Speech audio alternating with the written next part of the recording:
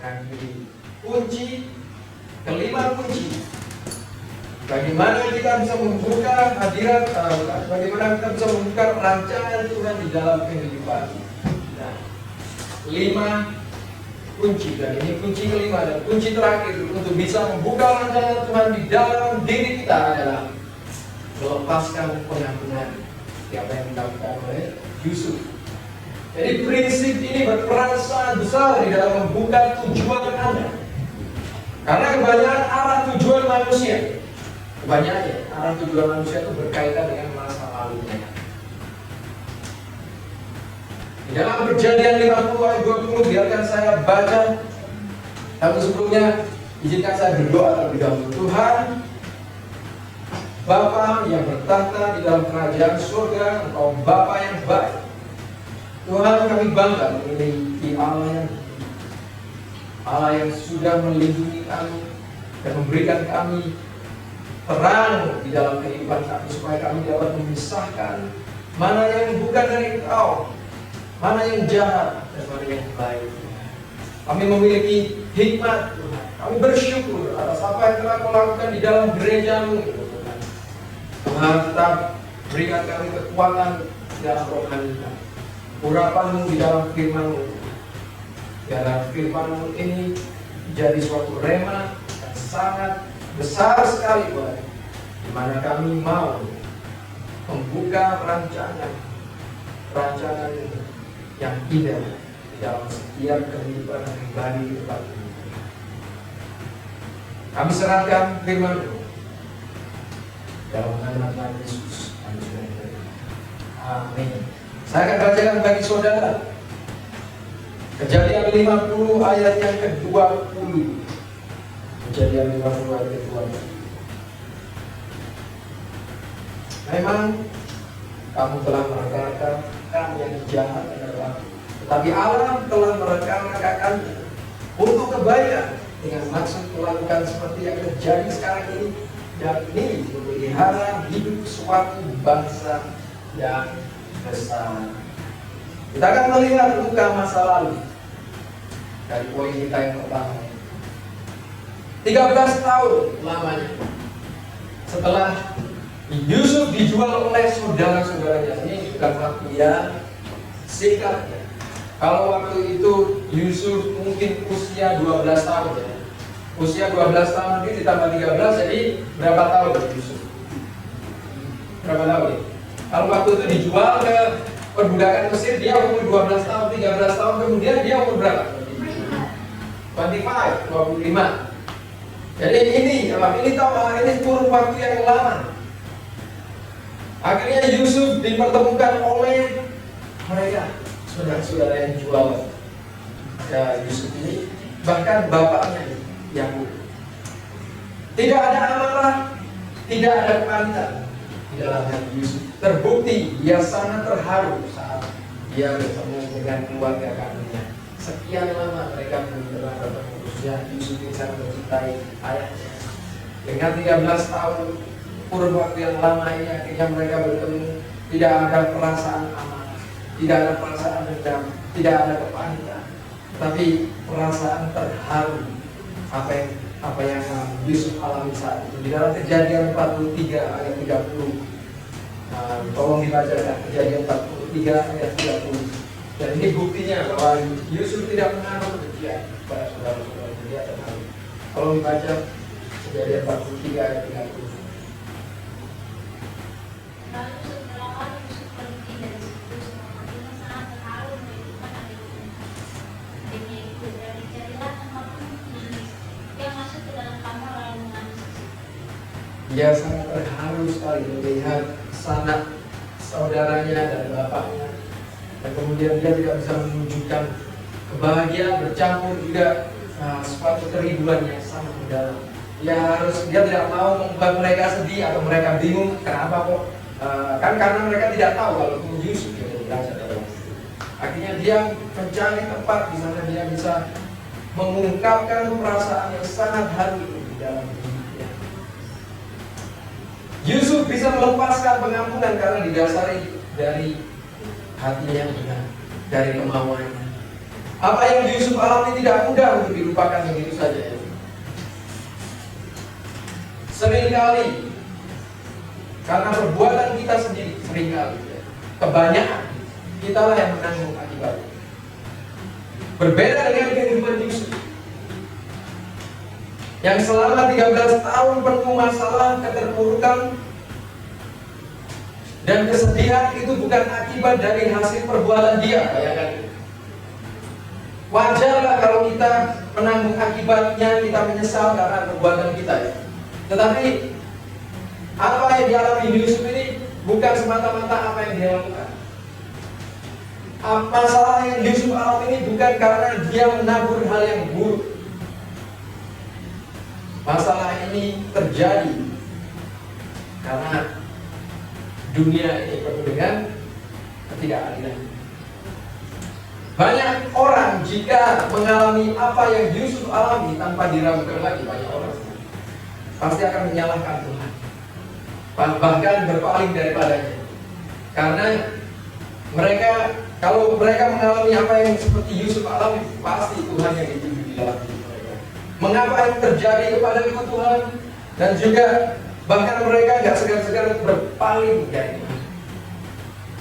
Mungkin Anda sebelumnya punya luka dari masa lalu, tapi Tuhan sudah menjamah hidup Anda dan sudah menyembuhkan luka Anda, dan kau tahu dan kau mengalami itu kesembuhan luka yang mendalam. Tapi karena lukanya sangat dalam sekali, sampai saat ini luka itu masih membekas di dalam. Seperti luka kecelakaan saya juga, ada di kepala saya, ada di paha saya kiri. Itu lukanya sangat parah sekali sehingga membekas sampai saat ini. Sebelumnya saya merasa agak nggak pede dengan penampilan seperti ini. Apa yang orang pikir tentang diriku kalau aku berpenampilan seperti ini dan luka di samping kanan dan kiri kepala. Sebenarnya saya malu, sebelumnya saya malu. Namun sekarang saya mengerti bahwa bekas luka itu adalah kesaksian saya kepada orang lain tentang apa yang Yesus telah lakukan di dalam hidup saya. Yesus juga memiliki bekas luka, namun dia gunakan itu untuk membuktikan kehebatan kuasa Bapaknya yang membangkitkan dia dari kematian. Ada kuasa kebangkitan yang kita buka di dalam Yohanes 20 ayat 27. Yesus juga memiliki luka. Bahkan muridnya saat itu Thomas, dia tidak percaya bahwa Yesus bangkit dari kematian. Pokoknya apakah percaya? Dalam Yohanes 20 ayat 27, ketika aku nanti berhadapan dengan Yesus, ketika aku nanti mencucukkan jariku kepada lukanya. Tolong dibaca Yohanes 20 ayat 27. Yohanes 20 ayat 27. Kemudian dia berkata kepada Thomas, "Taruhlah jarimu di sini dan lihatlah tanganku, bongkarlah tanganku dan cucukkan ke dalam lubangku. Dan jangan kau tidak percaya lagi, melainkan percaya." Jadi kita bisa membuktikan bahwa luka itu sangat dalam sekali, membekas, dan luka itu tetap ada di dalam diri Tuhan Yesus. Saya mau menyebutkan ini, jangan merasa malu dengan bekas luka di masa lalu di dalam hidup. Karena oleh hal itu bisa menjadi suatu hal yang sangat baik, yang sangat hebat untuk menjaga orang lain dan untuk memuliakan Anda. Anda tidak perlu malu dengan masa lalu Anda yang mungkin kelam, yang mungkin berantakan, yang mungkin kacau balau.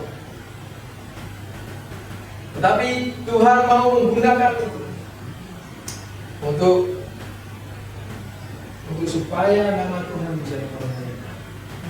Jadi kalau kita membahas mengenai luka masa lalu, ini bukan sesuatu yang kita merasa itu memalukan sekali ya di dalam hidup. Tidak. Tetapi kita belajar sesuatu yang berharga, bahwa luka masa lalu adalah sesuatu yang Tuhan bisa lakukan, bisa melalui itu. Tuhan bisa menjamah dan menjamah orang, banyak orang yang bisa menjangkau, bisa kita jangkau dan mereka bisa diselamatkan. Gereja fellowship kita yang sangat terbesar sekali adalah gereja yang ada di Texas. Gerejanya Pastor Harold Moore. pastor ini mengalami kecelakaan waktu usia muda ketika dia diutus untuk membuka gereja di Texas. Dia mengalami musibah dan akhirnya dia cacat seumur hidup sampai sekarang dari pinggang setengah pinggang ke bawah, lumpuh. Bahkan saya sudah lihat kakinya kedua-duanya sudah membusuk dan sudah diamputasi dan sebagainya. Tetapi disitulah ketika dia berada di kursi roda ini, luka yang mendalam. Padahal dia bisa menyalahkan Tuhan, Tuhan aku mau melayani, aku diutus Tuhan, aku mau menjawab panggilan. Kenapa hal ini terjadi? Tapi dia tidak memiliki sikap seperti itu. Dia tetap ikut Tuhan dengan kondisi seperti itu sampai sekarang, tetap melayani Tuhan. Dan lukanya atau hal yang dia alami, musibah yang dia alami menjadi sesuatu yang sangat besar. Dan banyak jemaat, paling banyak jemaat itu gerejanya dia seluruh fellowship. Jadi jangan merasa kita nggak pede dengan masa lalu, jadi malu. Tapi Tuhan bisa mempergunakan masa lalu itu jadi suatu sarana yang hebat untuk dijangkau orang lain, untuk memuliakan nama Tuhan. Maka dari itu kesaksian ada di sana. Karena nggak perlu pusing-pusing memikirkan sesuatu untuk mendekati orang, untuk ngobrol sama orang, tapi kita bisa menggunakan kesaksian untuk menjaga orang itu, menyelamatkan mereka. Dan ini sangat penting sekali untuk kita di bagian yang kedua adalah untuk melepaskan masa lalu. Yusuf memiliki alasan yang tepat untuk menyimpan kemarahan. Dia memiliki alasan yang tepat. Dendam kepada ke-10 abangnya yang menjual sampai menjadi budak di tanah Mesir. Dendam kepada istri Potifar yang memfitnah bahwa Yusuf telah memperkosanya. Dia juga bisa dendam kepada tuan Potifar karena tidak percaya serta tidak menghargai pengabdiannya selama ini sebagai hamba yang jujur. Yusuf juga bisa dendam terhadap juru minuman Firaun yang telah dia bantu saat berada di penjara. Namun sampai kurun 2 tahun Yusuf dilupakan begitu saja. Yang terakhir dan yang terlebih lagi, Yusuf juga bisa menanggung kepahitan kepada Tuhan yang sepertinya memperbolehkan semua ini terjadi di dalam hidupnya. Kenapa ini terjadi di dalam hidup? Kenapa Tuhan tidak adil memperbolehkan semua ini terjadi kepada diriku? Karena kita tahu semuanya itu ada di dalam kendali Tuhan.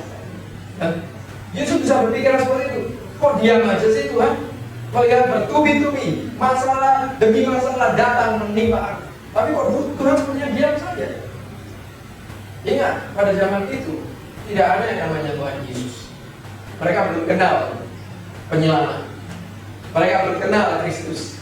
Mereka hanya percaya Allah dari Abraham, Ishak. Bukan Yakub, karena Yakub masih hidup. Bayangkan bagaimana dia bisa memproses itu luar biasa.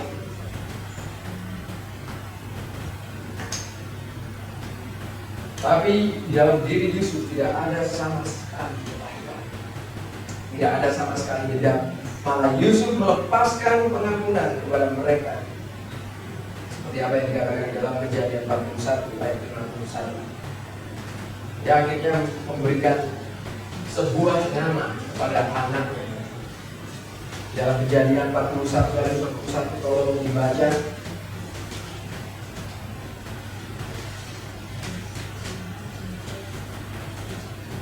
Kejadian 41 ayat 61 kalau dibaca. Yusuf memberi nama Manasye kepada anak sulungnya itu katanya Allah telah membuat aku lupa yang sama dan panas. Dan ini sesuatu momen atau suatu monumen di mana Yusuf sampai menamai anaknya bahwa Tuhan itu baik. Tuhan yang membuat aku lupa sama sekali pada kesukaranku dan kepada rumah Bapa. Ketika kita menghadapi ketidakadilan di dalam hidup, ketika kita menghadapi kesusahan di dalam hidup kita, ketika kita menghadapi penderitaan di dalam hidup kita, ingat dengan Manasye. Ingat,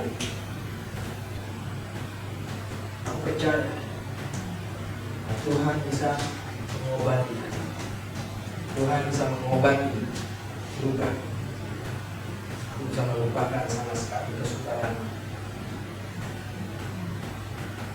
Karena dengan mengampuni, seorang akan terbebas dari jeruji sel kepahitan masa lalu.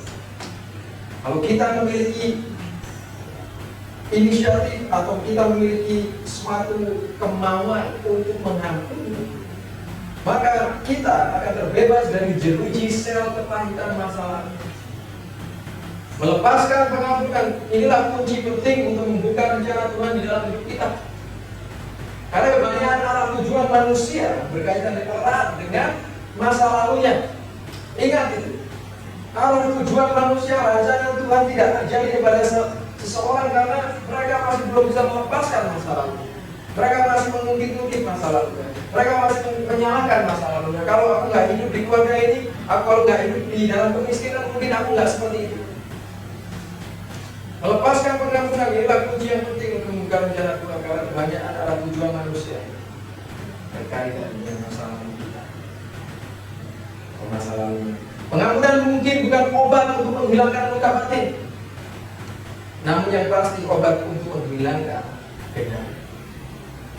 Itu pengampunan. Mungkin kita masih luka, mungkin kita masih sakit hati kita, tetapi obat yang pasti menghilangkan dendam dengan cara melepaskan pengampunan kepada orang yang bersalah kepada kita. Bagaimana dengan kita di sini? Adakah masa lalu yang perlu dilepaskan? Masa lalu yang membuat diri Anda terkurung, masa lalu yang membuat Anda tidak berani melangkah, dan lain sebagainya. Lepaskanlah sekarang juga, supaya arah tujuan hidup Anda bisa sejalan dengan rancangan Tuhan. Anda menukar masa lalu Anda dengan masa depan Anda. Apakah Anda bersedia? Anda bersedia menukar masa lalu untuk masa depan di dalam Tuhan, atau Anda lebih mengutamakan masa lalu? Forget atau masa bodoh kan, masa depan.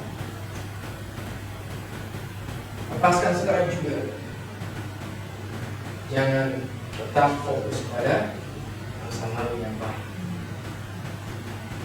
Dan itu membawa kita kepada hal pengampunan. Hal yang seperti Yusuf alami kemungkinan di zaman sekarang ini jarang sekali terjadi. Orang terpuruk, orang hidup menderita. Kebanyakan orang mendapat masalah akibat dari perbuatan mereka sendiri sebelumnya. Jarang orang menghadapi masalah yang atau menerima masalah yang seperti Yusuf atau seperti Ayub alami. Kita memiliki masalah ya mungkin karena masa lalu kita. Kita tidak memiliki hikmah. Kita mungkin tidak mendengarkan nasihat orang tua. Mungkin apa yang Anda alami saat ini akibat dari banyak faktor. Dan yang pasti dikarenakan dari keinginan diri sendiri. Dan akhirnya kita menyesal. Kenapa aku melakukan kebodohan seperti itu ya? Sebenarnya kalau misalnya aku tidak seperti itu, mungkin aku sekarang hidupku seperti itu, masa depanku seperti itu. Seperti saya mendapat musibah kecelakaan yang menyebabkan kerugian besar di dalam hidup saya, di dalam hidup teman saya. Dikarenakan apa? Keputusan saya sendiri. Rancangan Tuhan di dalam hidup seseorang cenderung terkubur di dalam kebencian yang mendalam.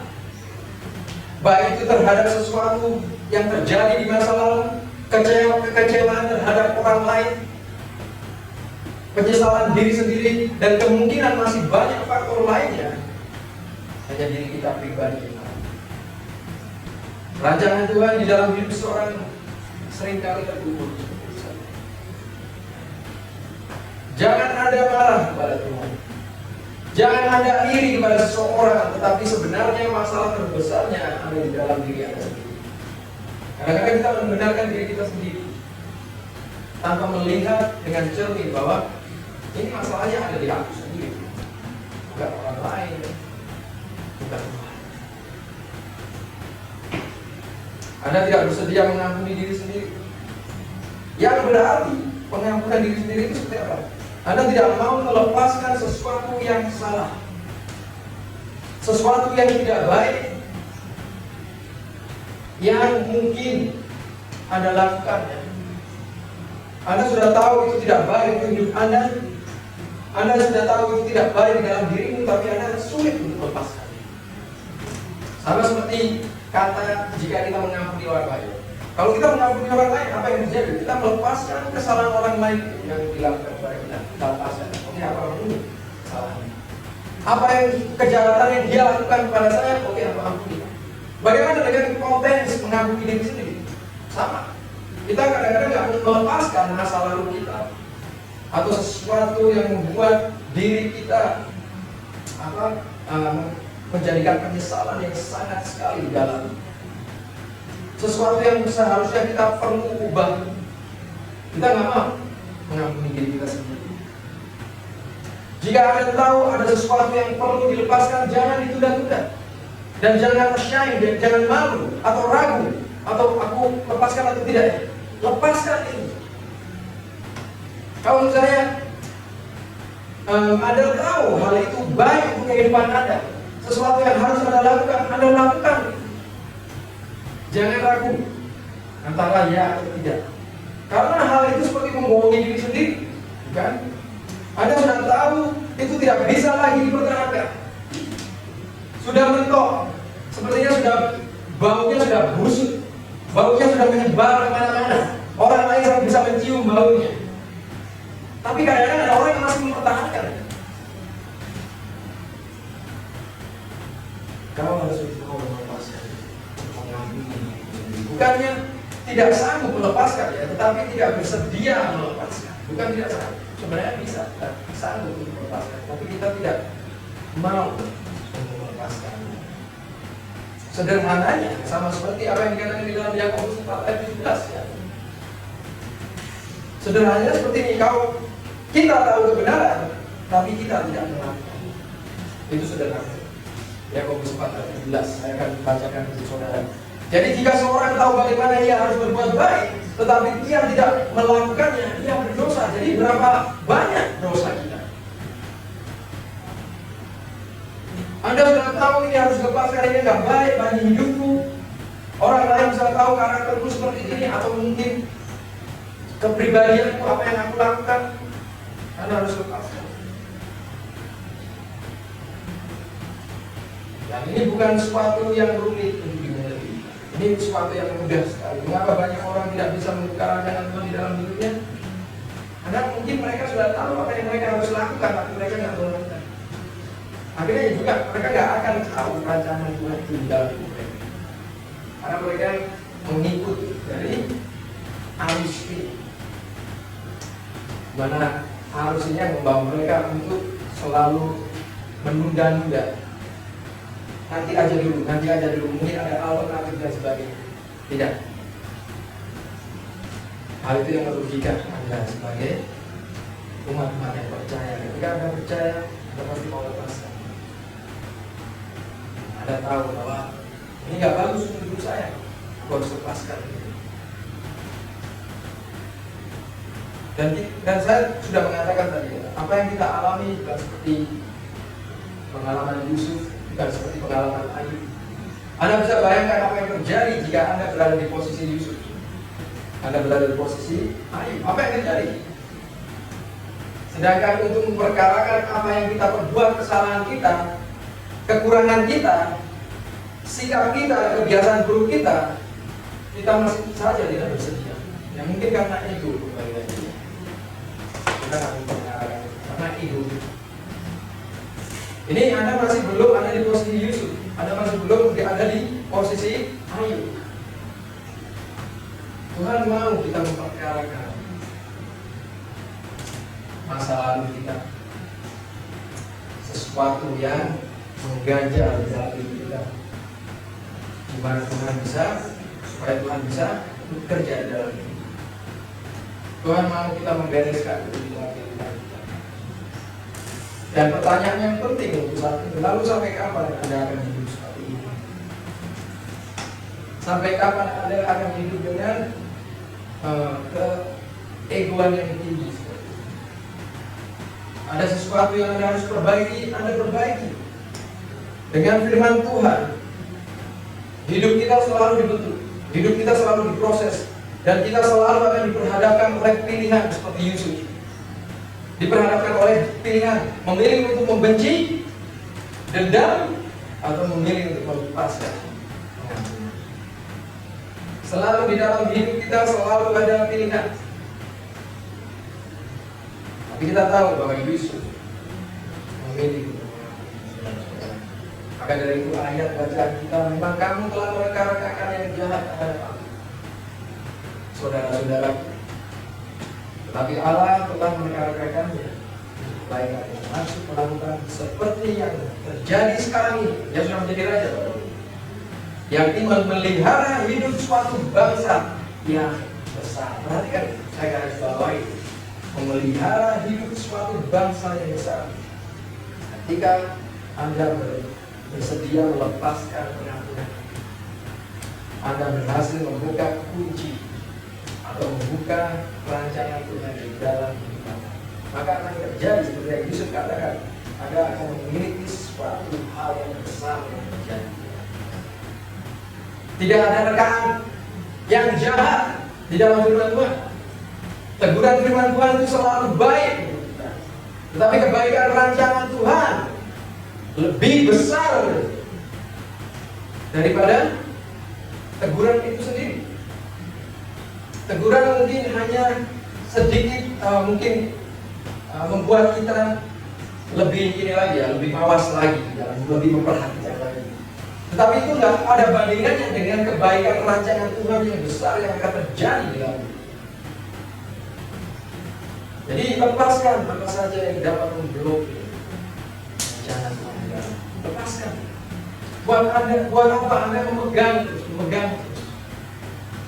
Kalau misalnya saya punya ilustrasi ini, ada koin 500-an perak di sebuah toples atau sebuah tempat kaca, ada merogohnya banyak sekali koin. Mungkin paling ada menggenggam koin itu, koin 500 itu mungkin ada ya kira-kira 30 biji, 30 koin. 30 koin berarti kalau 500-an berarti berapa? 15.000 ya? 15.000 ya? Terus Tuhan mau kasih yang besar, mungkin Tuhan mau kasih 10 juta. Tapi bagaimana kita bisa mendapat 10 juta kalau kita masih menggenggam koin itu? Kita harus lepaskan koin. Ya, percaya kita dapat bukan yang lebih besar.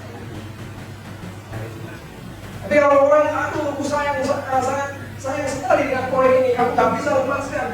Aku genggam, ya nggak ada ruangan untuk berkat Tuhan bisa masuk di dalam. Anda harus lepaskan itu. Terima berkat yang besar, uang yang besar. Dan sama seperti kehidupan kita.